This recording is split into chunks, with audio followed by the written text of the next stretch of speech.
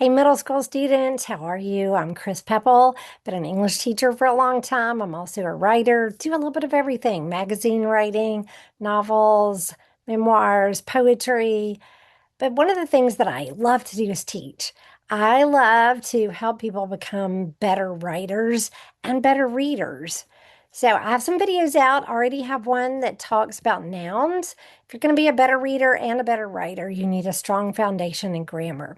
So go back and at some point, if you haven't watched that one, watch the one on nouns. But I am going to share my screen. Let's get this coming up here. Today we are going to talk about verbs. Verbs are really important for strong writing and for really making yourself a good reader because verbs are what tell us what the action is, what's going on. You're going to need good verbs, strong verbs in all of your writing to take you through high school, to finish middle school first, take you through high school, and then if you're a person who wants to go to college, verbs are a critical part of writing really strong papers. So let's take a look here. Let's get this slideshow going for just a second so you can see a little bit better. All right, verbs. Let's see what we've got going on. Oh, first, anytime that you're writing, you are growing your foundation for writing skills. You're making yourself a better writer. It doesn't matter if it's fun, silly writing sometimes, or serious academic writing. No matter what you're doing, you're making yourself a better writer. So, I want you to set a timer for 3 minutes. Grab a phone, kitchen timer, whatever that something has a timer on it. And I want you to write in 3 minutes only, quick writing, uh, any kind of short story that you want to write. It could be serious, funny, whatever, that uses these four words: ostrich, popsicle, art, shoes. Share it with somebody when you're done. You can always message me on YouTube and let me know something you've done. This is to just help you warm up for writing. It's also good practice for essay writing when you have to come up with ideas quickly. But again, anytime you're writing, you're making yourself a better writer. So, what better way to just have a little bit of fun? So, you're going to have to pause the video, write for 3 minutes, share it with somebody, throw it away when you're done, whatever you want to do with it. But warm up with this first and then turn the video back on. Okay, hopefully you had a little bit of fun. You've turned the video back on. A little 3 minute writing prompt. Again, that's good practice for getting your ideas down on paper. I do it before I write a magazine article or before I write the next chapter of my book. I do 3 minutes of writing about what all I could possibly write about, and I pull my ideas from there. Let's get back to verbs though.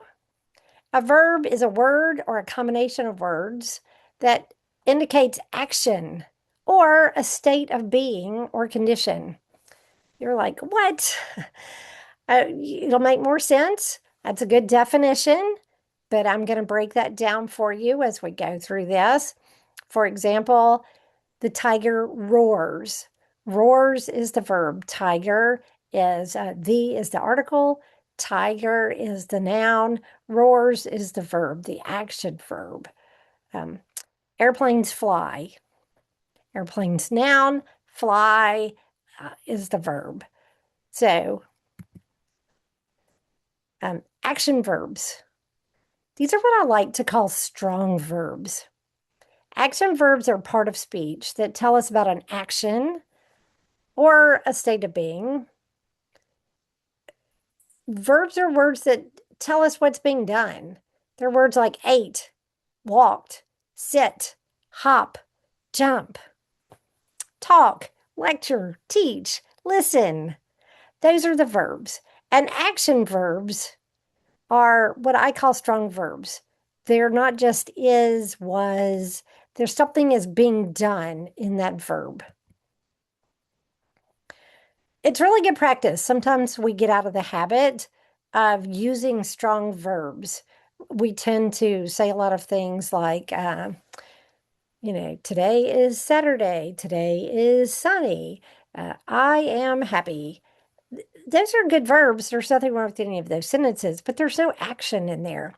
Look at a good book that has a lot of action in it, or a strong paper that tells you what the person has done that is being written about. So, a good way to do this is to make a list of verbs that you've already done today. When you write down a list of verbs, you're getting in the habit of thinking of the action that you want to put in your writing. Did you eat, walk, sit, read, write, hug, wash, laugh, study? Those are all action verbs, what I call strong verbs. They tell us what action is being done. So again, if you want to do this, which I suggest you do, pause the video for however long you want to pause it. See if you can come up with a list of 20 verbs, 25 verbs, or just write for however long you want to and see how many verbs that you can come up with that you have already done today. Brush. Did you brush your teeth, brush your hair, sit, read, study? See how many verbs, strong action verbs, you can come up with. Again, it's just practice understanding the verb. Here you go. Let's fill in the blank. Let's do a little verb. Now, because this is online, I hope you have a teacher or a parent, a mom, a tutor, dad, friend, some grown up that can, or an older student who you can check your answers with, come up with ideas with if you get stuck. I'm not teaching you in person, obviously, but it's good to bounce your ideas off of somebody. So fill in the blank with a strong action verb. And again, pause this, but the artist blank a piece for the museum. Put a verb in there. Pause it if you need to. I'm going to give you an example for that one so you can see maybe what I'm talking about. The artist painted a piece for the museum. The artist created a piece for the museum. The artist carved a piece for the museum. The artist mailed a piece for the museum. Whatever verb you want to put in there, there are a lot of verbs that you can put in these sentences. So pause the video. There's no right answer. So it's not like I can just show you the answers on the next one. You're going to have to let a grown up or an older student, somebody, check your answers with you if you're unsure, help you think of some.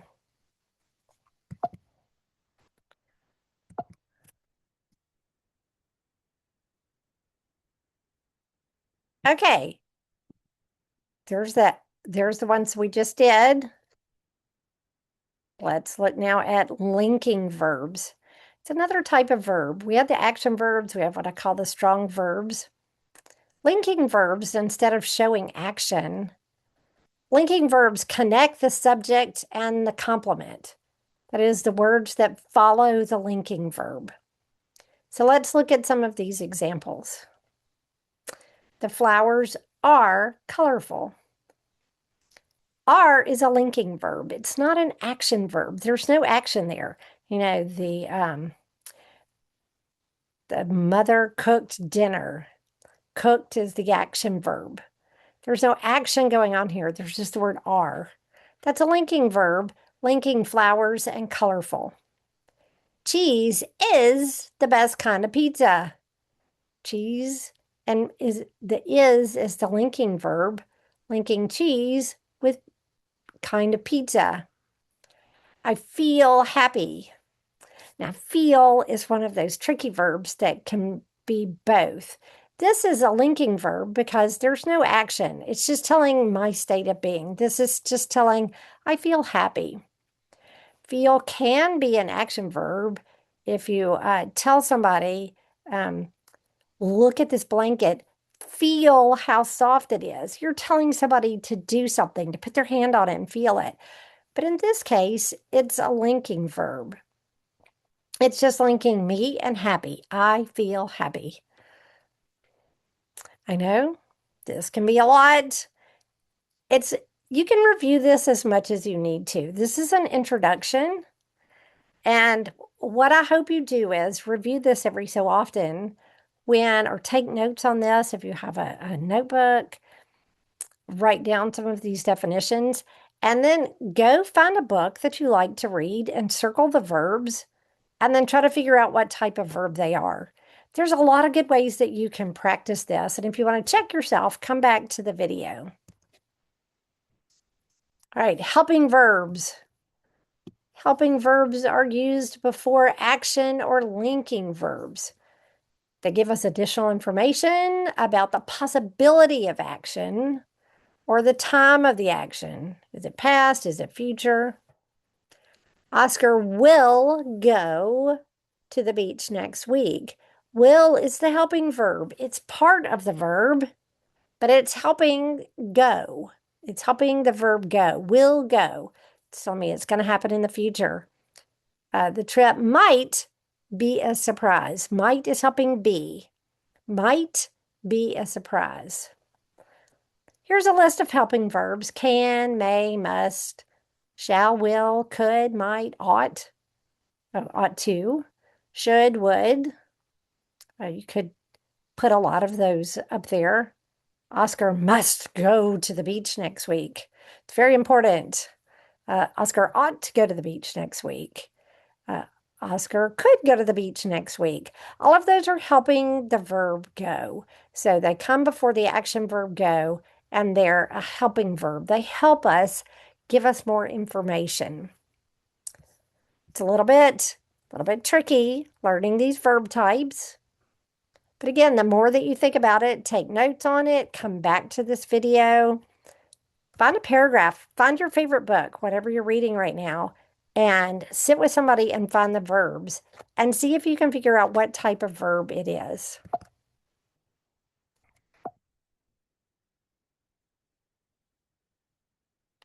Describe the action. Here's another one where I want you to practice. I want you to turn the video off after I give you the instructions. Look at this picture. You're going to turn the video off for a couple of minutes, and then you're going to come back and count. See how many verbs that you see in this one picture alone. So turn it off, come back.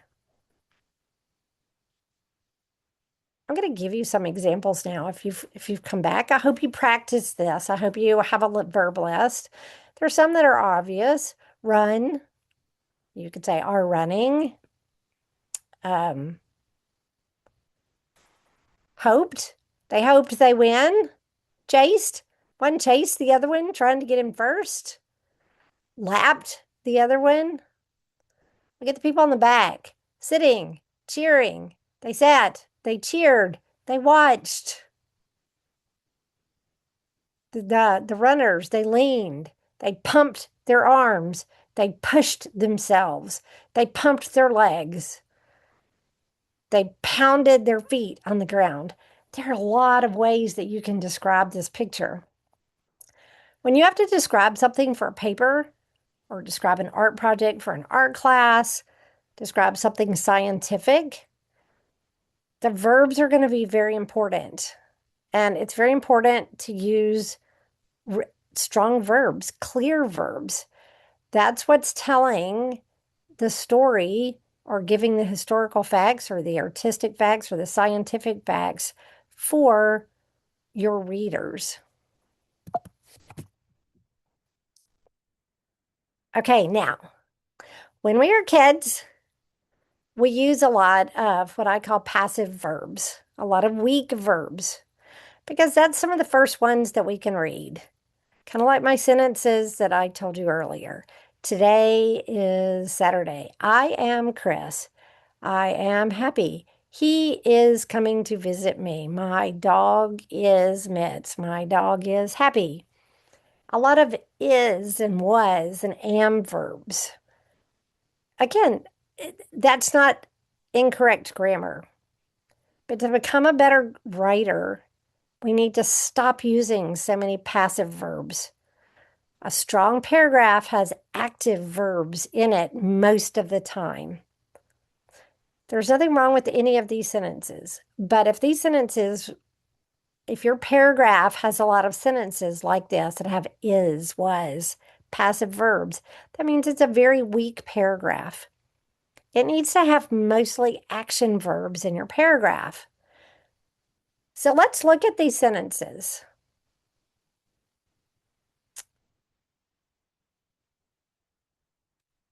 Think a minute. We're going to rewrite these. I want you to pause this video. I want you to take out and rewrite these sentences without the word is, was, or are. You cannot use the word is, was, or are in any of these sentences. So I want you to write these that say the exact same thing without using is, was, or are. Turn your video back on when you've done that. Okay, now I hope you really did it, because if you're not practicing these, you're not going to be, a strong a writer without the practice. But I'm going to give you some examples of this is one that I can tell you the answer to, or an answer to. He is a math teacher. There's nothing grammatically wrong. There's nothing wrong with that sentence. It's a fine sentence, except that it has a very weak verb. It has a passive verb. There's no action in that. If you want to rewrite that sentence, you can say, he teaches math. That's a much stronger sentence because teaches is now your verb. You have an action verb. He plays football. She paints. You can say she paints portraits. She paints landscapes. You could add another, noun there to make that even stronger. They are meal planners for their family. What could you say there? We have that are. That's a passive verb. There's nothing wrong with the sentence, but it's a weak sentence. There's no action. Just flip what you have. They plan meals for their family. Much stronger sentence. The next one's a little bit trickier. There's nothing to flip. The others, you had the word already in there that could be a verb. Teaches, plays, paints, plans. He is early. How about he arrives early? He shows up early. He comes early. Those are stronger verbs. When you have a paragraph, if most of your sentences have is, was, or are, those are very weak paragraphs. So this is a way for you to practice using these action verbs. She writes for the magazine. She dances. See how much stronger those are? Those are just a lot stronger. Okay, here's where you're going to hopefully let somebody read these. This is where you're going to do a lot of pausing of the video and actually writing. This is sentence writing. This does not have to be in paragraph form. I want you to think of your favorite location, anywhere. It could be anywhere that you like to go. And it's okay if you've only traveled locally. This does not have to be some grand place. If you like to go to the mountains near your house, or the beach near your house, or the state park near your house, or if you're a big traveler, if you like to go to Hawaii or Mexico or Switzerland or wherever, plan a trip to your favorite location. Write 8 to 10 sentences about what you would like to do. These need to be action verbs, not passive. So what would you like to do on that verb, on that, on that verb, not on that verb? What would you like to do on that trip? Think of some action things that you like to do. And it can have the helping verb in there. It could say, I would eat s'mores by the campfire if I was in the mountains. I would take off my shoes and walk in the sand if I was on the beach.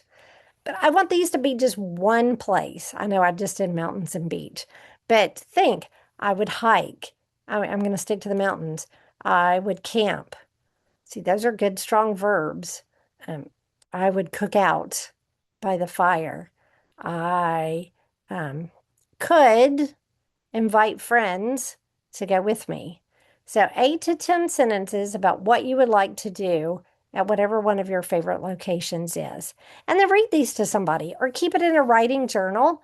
Go back and read them later and proofread your own self. If you don't have somebody that you share a lot of your writing with, go back in a month and read it and see if you can catch some of your mistakes. Here's an example of where I put mine then in paragraph form. You can take what you had and see then if you could put it in paragraph form as if you were writing a travel article about what somebody could do if they visited whatever location you picked. I put Memphis. When you visit Memphis, you can tour the home of singer Elvis Presley. He was a famous singer, movie star in the 1960s and 70s. You can see his jungle room in the house that has carpet on the ceiling. You can also eat dinner at Overton Square. They have a pizza cafe and many other restaurants to choose from. You can also buy candy from Sweet Notions. They have hundreds of types of candy you can choose from. In Memphis, you can also walk along the Mississippi River. You can picnic, look at that verb, picnic in the park by the river, or take a riverboat cruise. Tour, that's another verb. You can also tour our 8 historic sites. Join the fun in Memphis and bring your family. So take your sentences that you wrote about wherever your place was. Did you pick the beach, a city, Disney World, the mountains, hiking, state parks, Australia, whatever you picked? Take those sentences now, pause this video, and put them in paragraph form as if you're writing an article about what somebody could do if they visited the place that you chose. Okay, here's just another fun exercise then. If you just want something fun, take some of those ideas and turn it into fiction now. If you write about things that were real, that's nonfiction. Nonfiction means it's true. Everything that I said about Memphis was true in that paragraph before. Here's a way to take those ideas and see if you can write a short story about it. You can skip this if you don't like it, but writing fiction also helps make you a better writer. It makes you a better academic writer because you're learning to think outside the box. You're learning to come up with creative ideas. You can read this one, just a funny little story that I wrote, a Memphis mystery. I will just let you read this on your own, pause the video, and look at some of the verbs that I put in there. For example, the police dog sniffed the van. Good strong verbs. Followed the scent. Saw, jumped. Look for those verbs that I use. Check your story when you're done about whatever place you picked and see if you have an interesting.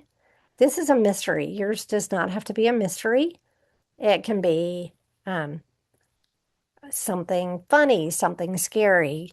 It can be just realistic fiction, just about a family who visits, create 2 characters to visit the city and make up a story about what they did.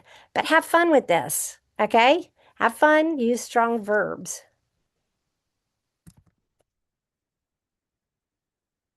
All right, you want to play a game for later? Looking for some other ways to practice your verbs? Watch a video, doesn't matter how short or how long, and then see who can make the longest list of verbs for all the action you see. Did somebody jump? Was somebody eating? Was somebody laughing or smiling? Why, you say, why would I do this?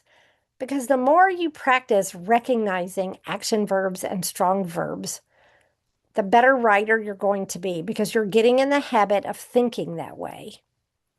And this is not just for creative writing. An academic paper, a book report, a history paper, an art paper needs to have strong verbs. It doesn't just need to have a lot of weak sentences with passive verbs. This is a painting. He is the painter. He is, this painting is in the museum. That's not an exciting, strong paper. So the more that you practice verbs, the better your writing is going to be. Here's another little challenge. Asking questions, thinking about the verbs that are in the questions that we ask. Write down questions. You do not have to actually do this if you don't know a famous chef. I don't know a famous chef, so I cannot ask a famous chef 5 questions. But write down the questions anyway. What 5 questions would you ask a famous chef? What 5 questions would you ask a famous author? What 5 questions would you ask someone who is in a movie that you have recently watched or a show? Why do you say? Why would Chris Pepple on this video ask me to do this? Because when you're doing an academic paper, when you're writing, you're answering questions for your reader. What was this book like? Why did the character do what the character did? Why did the author put this in the book? If you're writing a history paper, why did this person in history think to do this? What motivated the person? Were they scared of something? Were they believing in something? Were they motivated by something?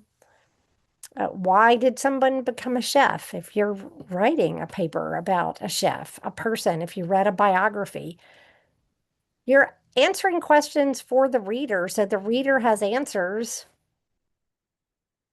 about whatever it is you're writing about. So it's good. Plus, sometimes you just need to interview somebody. It's really good writing practice to interview somebody um, and get the answers. But asking important questions, learning to ask your teachers important questions. Why? Why is a good question? I know sometimes it annoys adults. They're like, why are you asking why? Because a lot of times we don't know the answer and then we have to stop and look it up. But learning to ask really good questions helps you learn.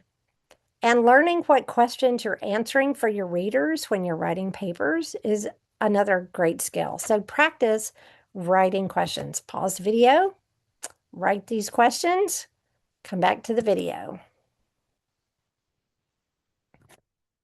All right, here's one more just quick review of linking verbs. Other verbs may be linking verbs in some cases and action verbs in others. Sam appeared happy. Appeared links Sam to the subject, happy. So it's a linking verb there. It's the same as Sam is happy. Sam seems happy. Sam appeared happy. There's no actual action going on in that sentence. But look at appeared in the next sentence. Kelly suddenly appeared. Appeared is the action. There's nobody, and then boom, there's somebody. Somebody comes around the corner or sits up and you didn't see them before.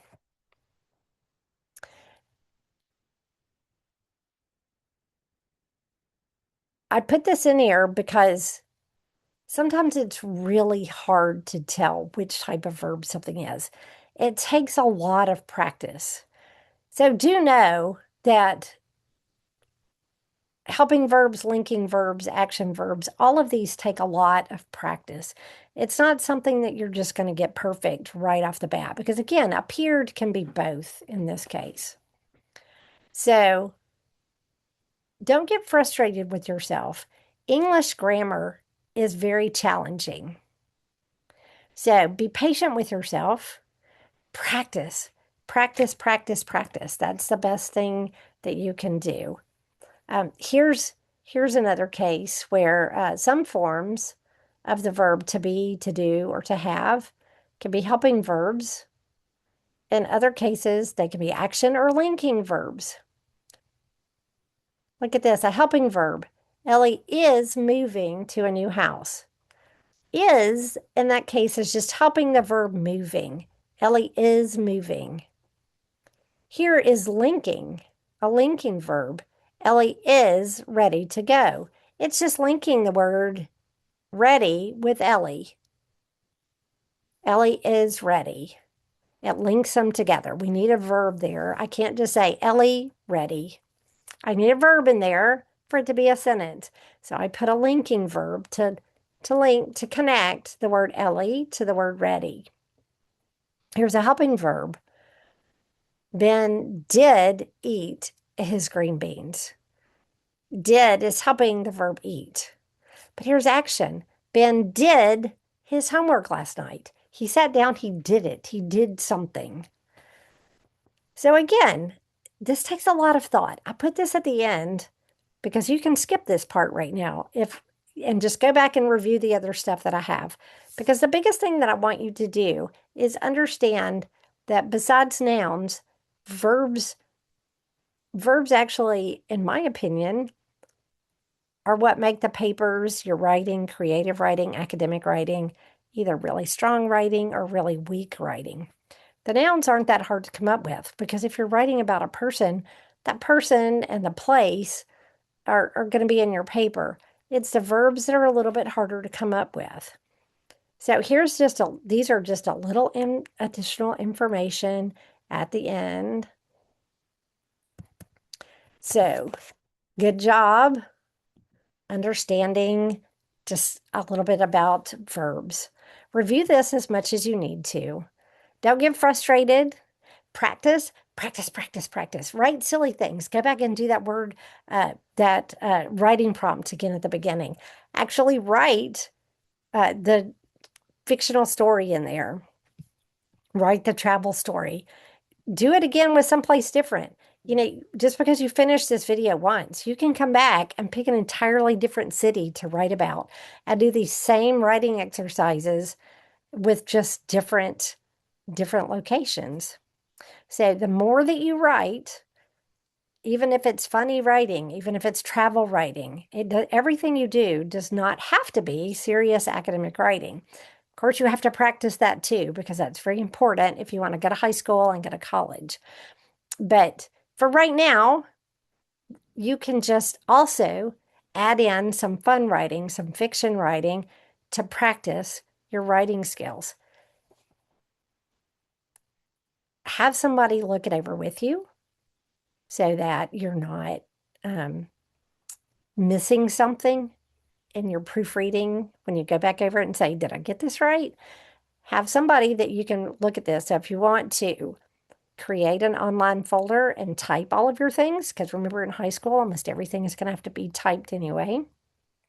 Or if you want to get a spiral notebook and write this stuff in a spiral notebook and give it to somebody once a week and go back over it.